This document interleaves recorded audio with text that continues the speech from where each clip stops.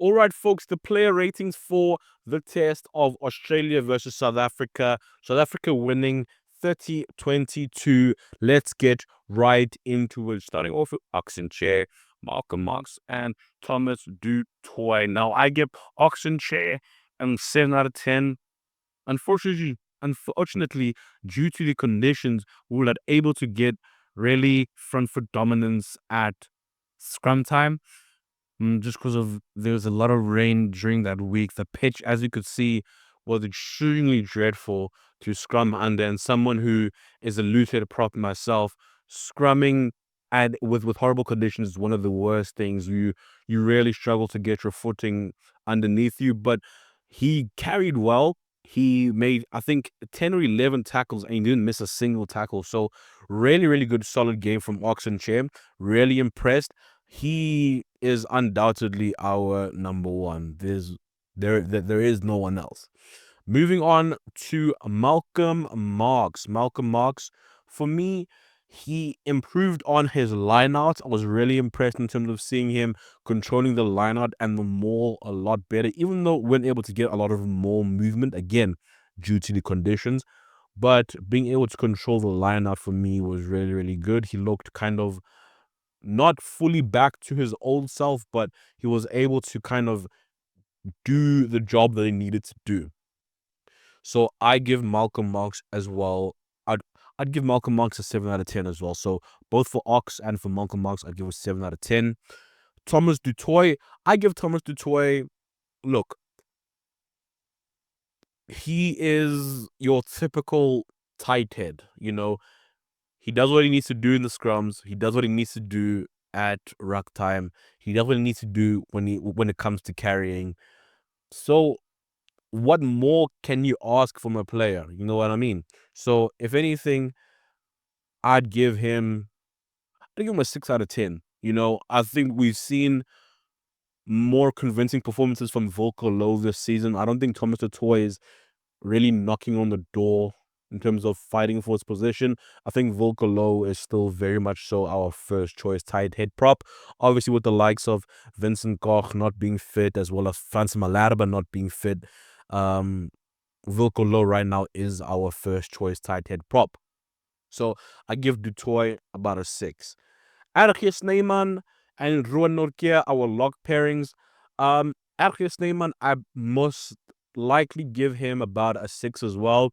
You know, for me, RG Snyman is one of those players that comes off of the bench and was able to inject energy into the squad. And I kind of missed that a little bit from him today with him starting. I prefer him coming off of the bench, but he didn't necessarily do anything wrong, but he's not an Eamon Etzebeth. He doesn't have the same gas tank and engine as Eamon Etzebeth does. Eamon Etzebeth is able to play 60 minutes at near enough the exact same intensity, where RG Snyman cannot do that. So for that reason, I want him coming off of the bench, but for whatever reason, resting players or just rotation, he started today. But he didn't have a bad game. He was still able to do what he needed to do at scrum time, at ruck time. He was a pretty good option in the lineout as well. He's like 6'9", so I mean, you can't really miss that target in the lineout.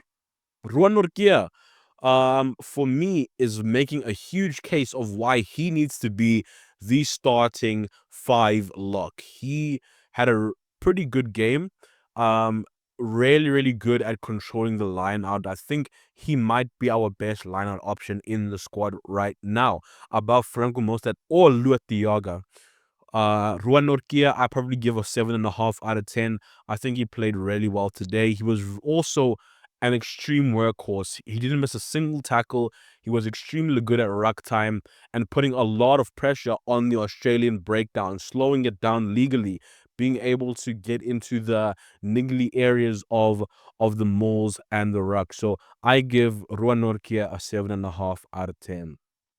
Moving on to our flankers, we have Marco van Staren and Franco Mostert. Franco Mostert, for me,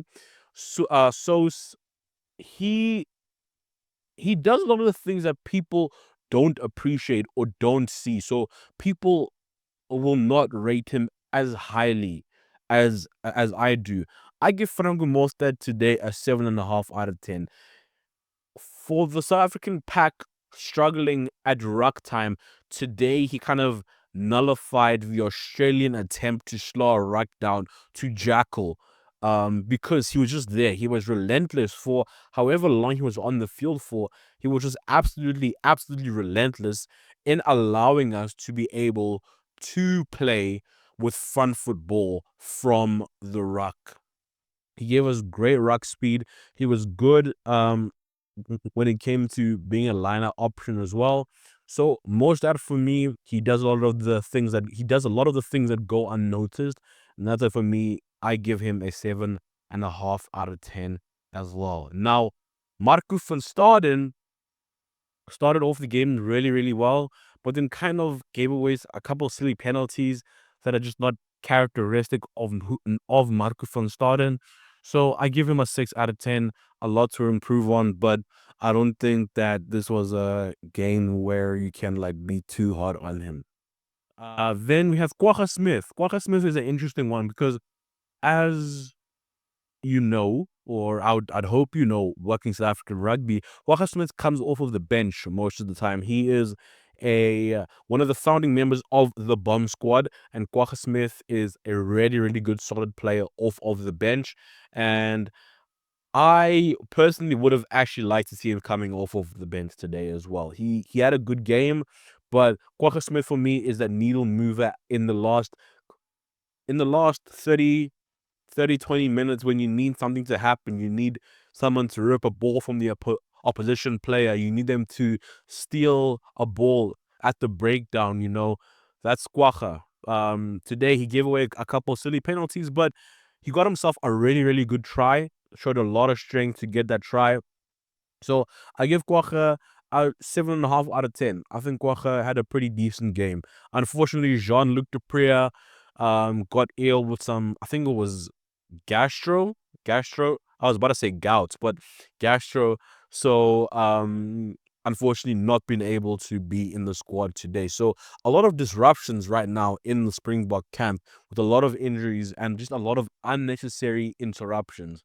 Moving on to the back line, let's go with our halfbacks in Grant William and Andre Pollard. Grant Williams today, I give Grant a 7 out of 10, This was a game again with a player of Grant's caliber and a player of Grant's nature, a player who really wants to run the ball a lot. With today's system, I was very impressed seeing how disciplined he was able to be in terms of sticking to the plan of, I mean, if you saw us, we didn't necessarily play, I think, in more than 3 phases in the middle of the pitch. If we didn't get over the gain line within 3 phases, we hoofed the ball over. And again, his cross kicks were absolutely fantastic today, allowing Cheslin Colby, who, even though he had a quiet game, was still able to impose himself in the air, So, but that kind of impact from Cheslin Colby comes from Grant Williams doing his job, staying disciplined, hanging the balls high, allowing players like Colby, Fussy, Moody to get up onto them and give us forward momentum in a contestable kick. So I give Grant a 7 out of 10. It wasn't quote unquote his style of game today, as you could clearly see, but he still showed why that he is a class outfit. Then moving on to Andre Pollard. Polly for me gets an 8.5 out of 10. Really controlled the back line extremely well. Gave a lot of space to Delendi and Creel to be able to run. Was flawless, absolutely flawless, clinical, surgical, ice in his veins from the tee. Andre Pollard, mind the voice crack.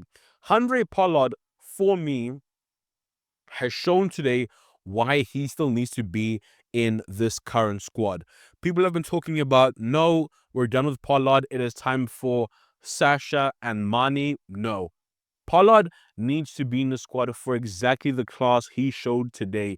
He showed that there is high importance in being a kicker that kicks about 85% of their goals over. He showed why experience matters in games like today. Handre Pollard, for me, and some might say I'm crazy, but Handre Pollard for me is still our first choice fly half. Take it, take it how you want. Now, I believe Mane is better than Pollard at this point in time, but does Mane have the same capability to close a game like Pollard can, control a game like Pollard can? I don't think so. Not yet. Does Sasha? No, he doesn't. Not yet. He needs to mature. Pollard has ice in his veins. He is calm, cool, and collected. If I had to put my house, my family, everything on the line for someone to kick over 3 points, I'm giving it to Handre Pollard. Handre Pollard is absolutely phenomenal. So I give him an 8.5 out of 10. Now, moving on to our centers and our midfield pairing, we have Damon Delendi and Jesse Creel. Delendi kind of looked like a man who hadn't played a couple of games in a while, and he hasn't, to be fair. So I'm not going to be too hard on Delendi. So I'd probably give Delendi about a 6.5 out of 10. Just finding his feet again. He carried pretty well. But other than that, didn't really do much. Missed a couple of tackles in the midfield, which was kind of key. And same with Creel. I give Creel a 7. Our captain today, he did well in terms of managing the referee and kind of calming things down when things needed to be calmed down. So I give Creel kudos there. So I'll probably give him a 7 out of 10. But again, also missed a couple of key tackles and not necessarily reading things well as he normally would. Then moving on to our wingers, we have Cheslin Colby and Kanan Moody. Cheslin Colby, I give a 7.5 out of 10. And why I do that is because even though he was not able to impose himself in terms of scoring a try, creating space due to the conditions, obviously, he was still able to impose himself when it came to the high ball. He is a high ball specialist, and all of the all of the cross kicks that were hung in his area of the field, he either was able to tip them back or catch them in the air, or disturb the opposition enough to where he's able to make them make a mistake. So Cheslin Colby for me is one of the best wingers in the world, the best winger in the world, in fact. And for me, he gets a 7.5 out of 10 in a game where he didn't even score a try. So think about what might have been his score if he had scored a try. Kanan Moody, I think, had an absolute shocker of a game. I give him a 3 out of 10. Costed us a try, was not great defensively, was not really that great in the air. And just did not execute when called upon. He was very quiet, didn't really have much work to do, didn't look for work, actually. And when it did come to him, he just was not on it at all. I much prefer Kanan Moody playing in the center position. That's just my opinion. So I give him a 3 out of 10. I would love to see him start in the center position or come onto the field into the center position. But I guess due to the fact of our thin roster right now at the wing position with Edwill and Curtly Arendse being out of the squad, he kind of had to fill in there because he's played there before. Moving on to our final player for the starting 15, Apalele Fasi. Fasi didn't have his best game, but he also didn't have a bad game. Again, execution. There's certain things that certain players within this team really need to work on, and for Fassi, it is execution. A couple kicks that went array, like the same as we saw in the previous week off of his left boot, kind of keeping the up and unders under control. I think he needs to work on doing that. Against a team like New Zealand, some of his array kicks were not going to be able to recover from them as well as we did against Australia. So I give Fassi a I'll give Fassi a 7 out of 10. No. I give him a 6 out of 10 because of the yellow card. Just poor discipline. It was, yeah, clear cut, a deliberate knockdown. Then moving on to The bench, I give Marnus van der Merwe 5 out of 10. He was on the field for quite literally, I think, 90 seconds. He didn't have really much to do. Bowen Fenter, I give a 6 out of 10. Wasn't able to really get that much scrum dominance, but nonetheless, he was able to hold the scrum pretty well. Volker as well. Volker actually, I give a 6.5 out of 10. He carried well where he was called upon to carry. He was able to assist in the final clean out before the Eben Etzebeth try. Then moving down to Eben, I give Eben an 8 out of 10 for coming off of the bench and being able to put in that much of a performance is huge kudos for Eben Etzebeth. And now you ask the question, with Eben Etzebeth not necessarily being at his complete highest recently, does he come off of the bench now? Does he continue to start? Or does he come off of the bench, or do we allow Eben to just, like he normally does, empty out his tank and then put on Argia in the second half? You guys let me know down in the comment section below. What did you guys think of Eben Etzebeth's performance today off of the bench? He was able to get us a really crucial try in the last moments of the game, which I think sealed it for us. Then Luat Diaga was a lot better this week. I give him about a 6.5 out of 10. Andre Esterhazen didn't really have to do much really today, so I give him a 5. Kobus Reinach as well, give a 5. Didn't really have to do that much today. Sasha Feinberg and Gomez Zule as well, I give a 5. Wasn't really given much opportunity with the conditions and much time really to really show his really true class that he actually does have. So I give him a 5 out of 10. Now, guys, you let me know down in the comment section below. Do you think that I was fair? What is your man of the match? For me, my man of the match has to be Andre Pollard, just because of he was the difference maker today. If he misses a kick, this game is a lot closer than what we think. Look at James O'Connor. He missed a couple of kicks today, and that costed Australia, because he missed a penalty as well as a conversion. And 5 points looks a whole lot different in the score line than 8 points. Now, folks, thank you for watching this video. Like the video, subscribe to the channel, and I'll see you next time on Ratang Does Sports.